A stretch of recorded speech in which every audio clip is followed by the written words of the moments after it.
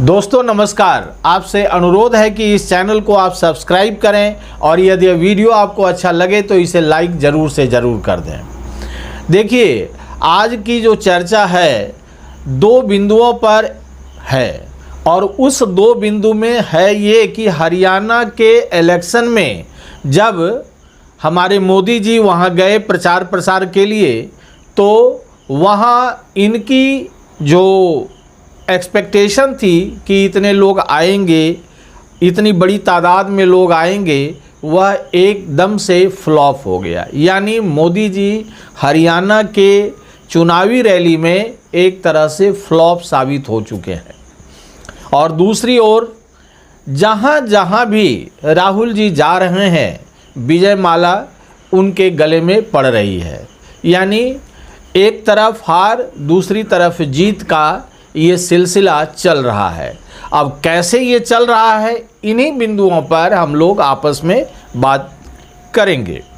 देखिए, एक्सपेक्टेशन तो बहुत हाई था पहले ही कि प्रधानमंत्री आएंगे तो सब कुछ हरियाणा ही क्या सब जगह यही चल रहा है, बीजेपी में यही चल रहा है। एक ही हीरो हैं, वे जहां जाएंगे सब कुछ ठीक कर देंगे, अपने कोई काम नहीं करना है। बीजेपी के और भी जितने नेता हैं उन्हें कोई काम नहीं करना है, केवल एक नेता है जिन्हें काम करना है। ये स्थिति कांग्रेस में नहीं, अब पहले थी लेकिन अब नहीं है। अब राहुल गांधी ने जितने भी उनके अंदर नेता लोग हैं सबको उन्होंने चेतावनी भरे लहजे में कह दिया है कि आप सबको काम करना है और आपको सबको जिम्मेदारी लेनी पड़ेगी, सब अपनी अपनी जिम्मेदारी लें। इसीलिए मुझे लगता है शैलजा जी ने कांग्रेस में ही रहने का मन बना लिया। पहले लग रहा था कि शैलजा जी का शायद शिफ्टिंग हो बीजेपी में, लेकिन ऐसा हुआ नहीं। बीजेपी भी इसी आस में बैठी हुई थी और उन्हें लग रहा था कि कम से कम बीजेपी के प्रधानमंत्री के रैली में वे शायद बीजेपी के साथ आ जाएं। लेकिन उन्होंने स्पष्ट कहा कि मेरी लाश तिरंगे में लिपट करके ही, कांग्रेसी तिरंगे में लिपट करके ही जाएगी। तो इस प्रकार से यह स्पष्ट हो गया था कि अब उधर से आना तो अब बड़ा मुश्किल है। तो इस प्रकार से भाषण भी जो प्रधानमंत्री का हुआ हरियाणा में वह एक तरह से निराशाजनक था। उसमें कहीं भी ऐसा कॉन्फिडेंस नज़र नहीं आ रहा था जो प्रधानमंत्री के भाषण में प्रायः देखा जाता है। लेकिन वहाँ निराशा ही निराशा नज़र आई। उन्होंने पहले ही कहा यदि गलती से भी कांग्रेस यहाँ चुनाव जीत जाती है तो फिर क्या होगा, जितनी भी विकास यहाँ पर हुई है वो पटरी से बेपटरी हो जाएगी। मैं पूछना चाहता हूँ कि पिछले 10 वर्षों में हरियाणा का विकास हुआ क्या? सड़कों की हालत देखिए और सब जो इंफ्रास्ट्रक्चर का जो ये मैंने नारा देते हैं और इसके बाद ताना बाना भूनते हैं, हमें तो लग रहा है कि ऐसा कुछ भी नहीं हुआ। इसके बाद बेरोजगारी, फिर महंगाई, ये सारी चीज़ें ऐसे घूम रही हैं प्रधानमंत्री के चारों ओर कि उन्हें लग रहा है कि ऐसे स्थिति में वे आगे का कारवां मुझे नहीं लगता है कि वे चला पाएंगे। इसीलिए उन्होंने निराशा भरे लहजे में कहा कि यदि कांग्रेस यहाँ जीत जाती है और उन्हें जिता देते हैं आप लोग, तो हो सकता है कि जो हमने 10 वर्ष में इस पटरी पर विकास की धारा बहाई है वो डिरेल्ड हो जाए। तो ऐसा वही सोच सकता है जिसे लग रहा हो कि हमारी जीत अब यहाँ नहीं है। तो हरियाणा एक तरह से ये लूज कर रहे हैं, हर तरह से कहिए कि यहाँ लूज की ही स्थिति है। जिस प्रकार से कांग्रेस यहाँ पर मजबूत स्थिति में उभर करके सामने आ रही है वैसी स्थिति में बीजेपी नहीं है।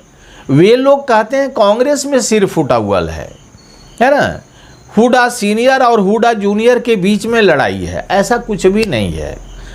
यहाँ पर सिर फूटा हुआ है। यहाँ पर जीतने वाले जो कैंडिडेट हैं वे बीजेपी से मुंह मोड़ रहे हैं। अब बताइए और जिनको टिकट दिया गया, कन्फर्म कर दिया गया, लास्ट आवर में उनके टिकट को काट करके दूसरे को थमाया जा रहा है। ये कॉन्फिडेंस का अभाव है और कुछ भी नहीं है। आप में यदि कॉन्फिडेंस होता तो ऐसा एट 11th आवर आप नहीं करते, लेकिन आप अंतिम क्षण में यदि ऐसा हो रहा है तो इसका मतलब ही है कॉन्फिडेंस का अभाव है। और दूसरे बीच बीच में बीजेपी के नेता जले पर नमक छिड़क रहे हैं, यह कहकर कि किसान आंदोलन में किसान वहाँ थे ही नहीं। कौन थे? वे सब आतंकवादी थे या वे सब खालिस्तानी थे। ऐसा कह करके किसानों का मजाक उड़ाने से फ़ायदा क्या हो रहा है, मुझे तो समझ में नहीं आ रही है। देखिए, प्रधानमंत्री की गलती अब क्या हो गई है। पहले ये मिलते थे, जितने भी समस्याएं होती थी जनता की वह उसे सुनते थे, लेकिन अब इनका एक ही नारा रह गया है कि किसी भी प्रकार से हमारे कॉरपोरेट जगत को ऊंचा करो, बढ़ाओ। इन्होंने कहा भी, हरियाणा में इन्होंने कहा भी जनसभा को संबोधित करते हुए कि मैं अमेरिका गया था, तो अमेरिका में मैंने किनसे मिला, जितने भी बड़े बड़े उद्योगपति हैं और जितनी भी बड़ी बड़ी कंपनियां हैं उनके सीईओ से हम मिले हैं।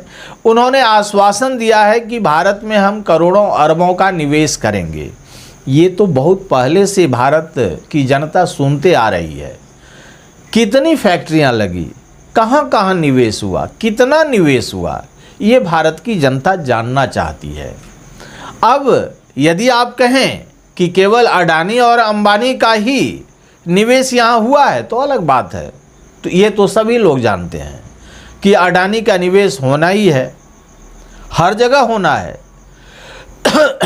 इसलिए होना है क्योंकि अडानी और गवर्नमेंट दोनों को हम एक ही चट्टे बट्टे के रूप में समझ रहे हैं, एक ही थैले के चट्टे बट्टे हैं। एक तरफ गवर्नमेंट, दूसरी तरफ ये अडानी अंबानी या और भी कॉरपोरेट जगत के जितने भी हैं बिजनेसमैन, वे सरकार के पक्षधर होते चले जा रहे हैं। ऐसा नहीं है कि वे हमारे जितने भी गरीब गुरबे हैं, जितने भी डाउन ट्रोडन हैं, उसके स्टैंडर्ड ऑफ लिविंग को ऊपर उठाने के लिए वे काम कर रहे हैं। No, profit is the main thing, कि हमारा सब कुछ प्रॉफिट ही है। अरे भाई, जब सब कुछ प्रॉफिट ही है तो इससे बढ़िया तो ईस्ट इंडिया कंपनी थी, जो प्रॉफिट भी लेती थी और कानून का राज भी था। लेकिन यहाँ तो न कानून का राज है न कुछ है। तो इस प्रकार से लूटने की जो स्थिति है, और आप कह रहे हैं भ्रष्टाचारी इधर जा रहे हैं, उधर जा रहे हैं, उधर कर रहे हैं। ये भ्रष्टाचारी, आप तो सबसे बड़े भ्रष्टाचारी निकल करके आ रहे हैं सामने में। हर चीज़ को कॉरपोरेट से ही जोड़ने की जो परंपरा आपने डाली है, ये सारी चीज़ें ये बतला रही हैं कि आगे आने वाला समय आपके लिए दूभर होने जा रहा है। यानी प्रधानमंत्री मोदी के लिए यह दूभर होने जा रहा है। क्यों ऐसा दूभर होने जा रहा है? क्योंकि अब उधर राहुल जी क्या कर रहे हैं? राहुल जी एकदम ओरिजिनल चीज़ को, जो रियलिटी है, रियलिटी के समक्ष जितनी भी चीज़ें हैं उसको उठा रहे हैं पब्लिक के सामने।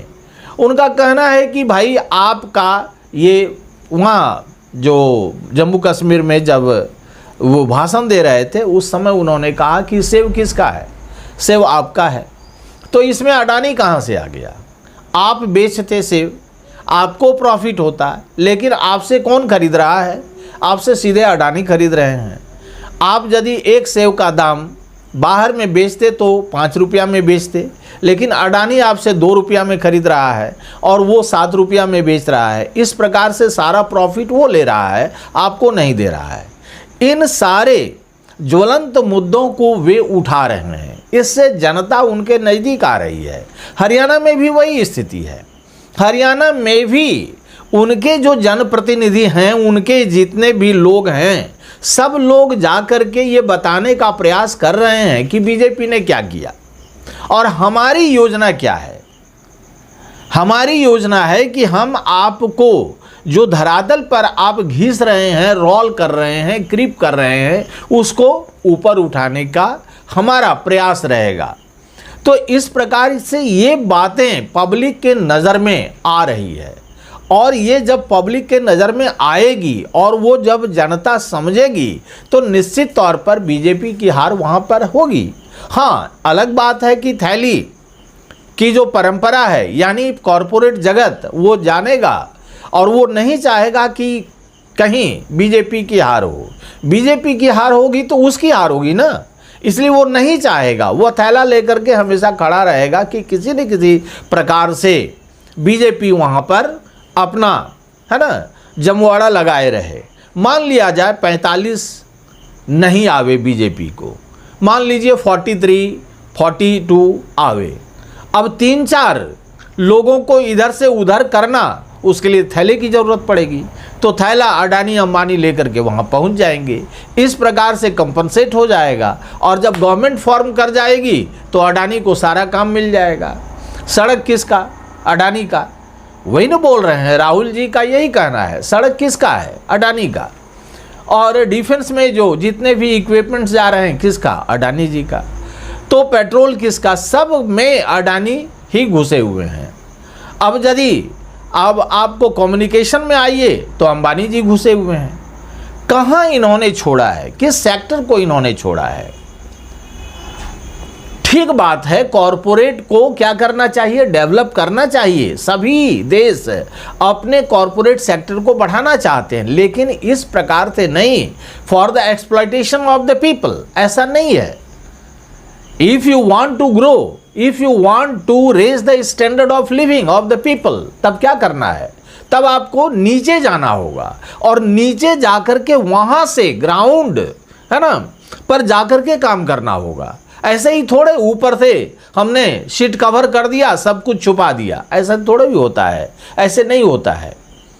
और यही चीज बीजेपी में होते जा रही है। सारी चीजें एक प्रकार से कहिए एक हाथ में दे दी गई है। पूरे देश का संचालन इस प्रकार से करने का हो रहा है प्रयास क्या हो ही रहा है।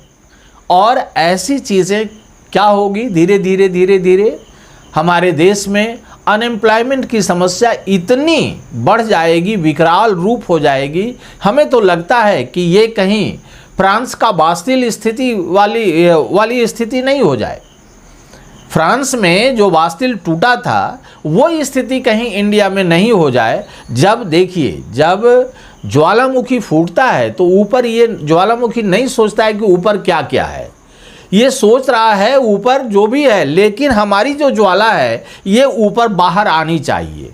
तो लोगों को जब मालूम हो जाएगा कि अब इस सरकार से हमारी कोई भी इच्छा की पूर्ति नहीं हो रही है, तो वो क्या करेगा? वो बम्बार्डिंग करेगा निश्चित तौर पर से। और जब वो होगा तो लोग क्या कहेंगे? बांग्लादेश की स्थिति जो है वही भारत की स्थिति लोग बनाना चाह रहे हैं, विपक्ष बनाना चाह रहे हैं। अरे भाई, विपक्ष क्यों बनाना चाहेगा? आप बनाना चाह रहे हैं ना। आप सबको सहज ढंग से यदि आप सबको ले करके चलें तो फिर विपक्ष को उसमें दिक्कत क्या है? लेकिन आप क्या कर रहे हैं? डिवाइड एंड रूल कर रहे हैं। तो ये स्थिति नहीं होनी चाहिए। ये स्थिति यदि होगी तो वही जिनकी रैली जहाँ जहाँ होगी, पीएम की रैली हो या और किन्हीं की रैली हो, सब जगह बीजेपी वालों की एकदम थू थू होगी और पब्लिक उन्हें नकार करके अभी ही नकार रही है। तो इलेक्शन का रिजल्ट आते आते इनकी फजीयत हो जाएगी पूरी। तो इस वीडियो में इतना ही। यदि यह वीडियो आपको अच्छा लगे तो इसे लाइक करें, शेयर करें और कमेंट सेक्शन में जाकर अपनी राय मुझे ज़रूर से ज़रूर दें। धन्यवाद।